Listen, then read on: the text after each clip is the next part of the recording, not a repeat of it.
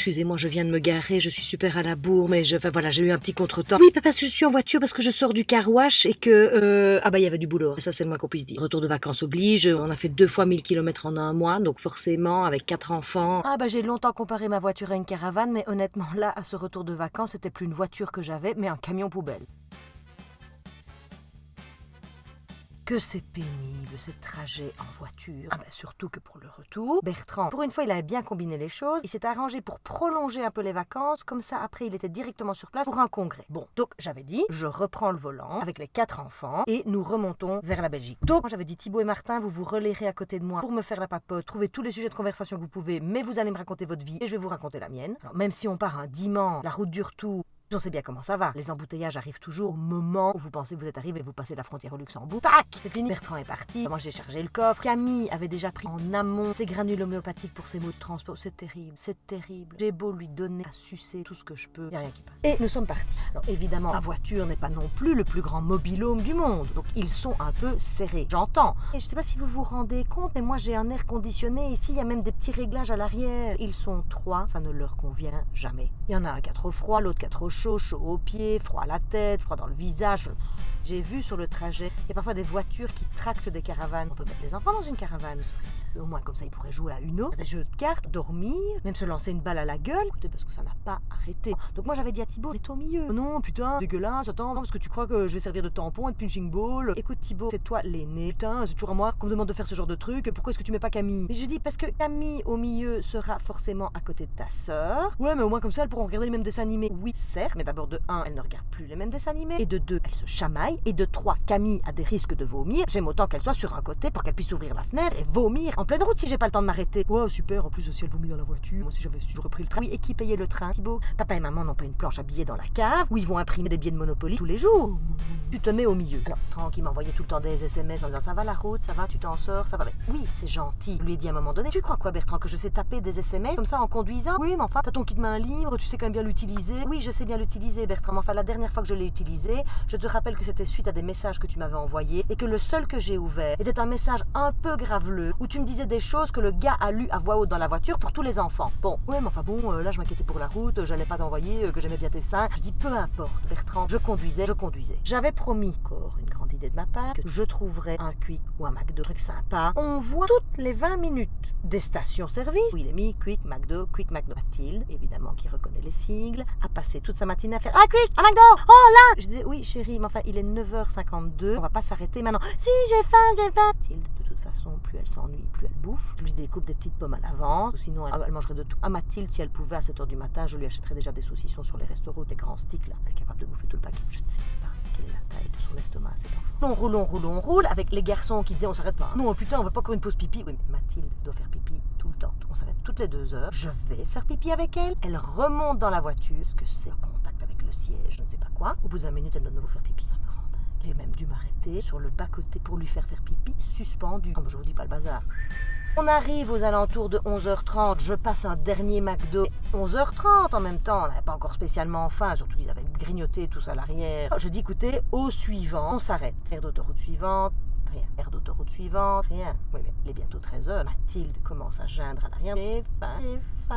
L'ami qui était là, moi je me sens pas bien, je pense que ça recommence. Je dis écoute, prends tes granules, regarde un film. Enfin non, ne regarde pas un film, discute avec ta sœur. Thibaut ici à côté de moi, qui jouait mon rôle, c'est-à-dire qui a passé la moitié de son temps tourné sur le siège pour donner des trucs à sa sœur. Et on avance, plus de McDo.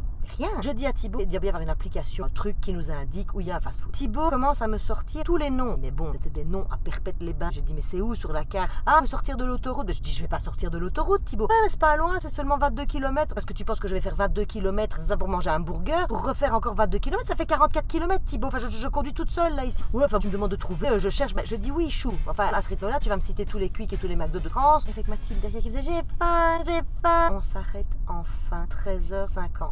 Mathilde n'en pouvait plus, Camille était au bord du vomi, mange comme un linge, je fonce à la toilette, je dis au garçon prenez ma carte de banque, vous allez commander au bord. Je vais faire la file aux toilettes de ce restaurant. Comment? Personne n'a encore compris qu'il y a plus de femmes qui font pipi que d'hommes dans les restaurants. Pourquoi ne pas mettre le triple de toilettes dans les toilettes femmes? C'est dégueulasse. On fait la file, ça pour arriver dans des toilettes où il n'y a même pas de planche. Alors Mathilde ne veut pas s'asseoir. Moi, j'ai des espèces de montages avec du papier toilette. Moi, je dois faire pipi en suspension, accroché à la porte. Mathilde qui est là, qu'est-ce que tu fais? Et pourquoi est-ce que tu fais pipi comme ça? En train de gueuler. Oh, je vois les grosses fesses de maman. Oui, merci beaucoup, chérie. Oui, voilà, super. On sort pour se laver les mains. Les sèche-mains, il n'y avait rien qu'à l'air. Enfin bon, je ressors avec les mains trempées. Ça me dégoûte, moi, les aires d'autoroute. Et on voit à quel point tous les parents sont à bout. Évidemment qu'il y a le leurre de la petite plaine de jeux. Vous avez déjà regardé les plaines de jeux d'aires d'autoroute en week-end? Aucun enfant n'a envie d'aller jouer sur une balançoire où il y a déjà 12 personnes. Tout le monde avait chaud, tout le monde était un peu énervé. On voyait les couples qui s'étaient disputés. Ça, c'est le summum. Moi, j'étais presque contente que Bertrand ne soit pas là. Donc, dans cette aire d'autoroute, il n'y avait plus de table de lit. Parce que là aussi, c'est prévu pour un restaurant normal, pas pour un truc où il y a, c'est combien de milliers de voyageurs, de parents en détresse qui cherchent à faire bouffer quelque chose à leurs enfants et où tout le monde est avec son plateau en train d'essayer déjà de ne pas trébucher sur les autres enfants qui courent dans tous les sens. C'était horrible. Il y avait une mère de famille, il y avait son bébé qui pleurait, sa poussette, et elle était comme ça, avec sa poussette comme ça.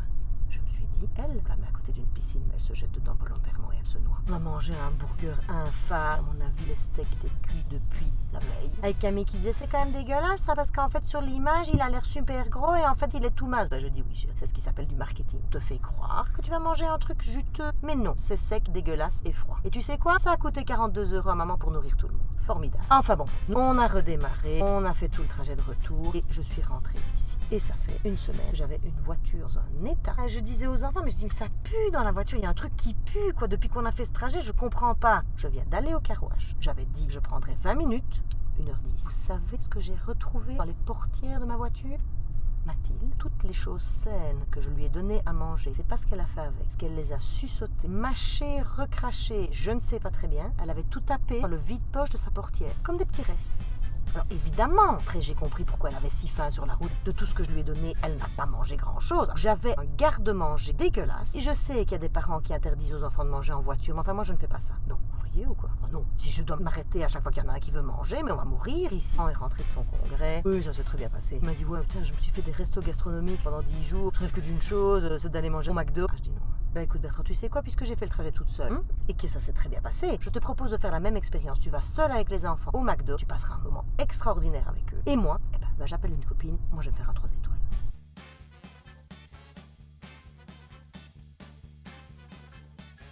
Comment dites-vous? Que j'ai la chance quand même que le trajet s'est bien passé et que je n'ai pas eu d'embouteillage? Oui, mon Dieu, si j'avais eu des embouteillages, mais alors là je pense que je serais morte sur place. Je pense souvent à tous ceux aussi qui font des accidents, qui crèvent un pneu, qui perdent leur caravane, perdent un vélo. On a vu un gars avec sa voiture, son vélo était décroché, c'était la roue qui traînait à l'arrière. Oui, non, il y a beaucoup de chance, beaucoup de chance. Mais vous avez raison, vous voyez, c'est ça, il faut toujours un peu relativiser et voir que finalement tout s'est bien passé et que c'était magnifique. Oui.